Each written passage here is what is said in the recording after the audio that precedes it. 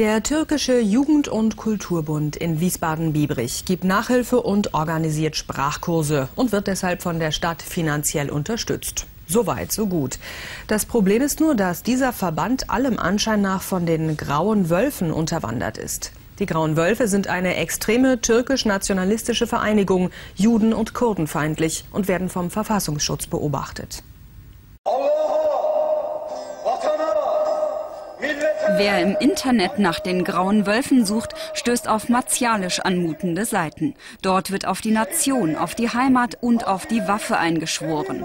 Die Grauen Wölfe sind eine nationalistische, rechtsextreme türkische Gruppierung. Ihre Mitglieder nennen sich auch Idealisten, Ülkücü. Sie sollen Verbindungen zu diesem türkischen Verein in Wiesbaden haben. Mittlerweile gelöscht ist dessen Internetseite. Ülkücü Wiesbaden mit der Adresse des Jugend- und Kulturbunds. Dort will man sich heute nicht äußern. Telefonisch bestätigt der Leiter aber, er sei Idealist. Idealist heißt Ülkücü und Ülkücü ist deren Internetseite. Die nennen sich Idealisten. Der Graue Wolf ist eher ihr Kampfname innerhalb der Organisation, aber sie machen diesen sogenannten Grauen Wolf-Gruß.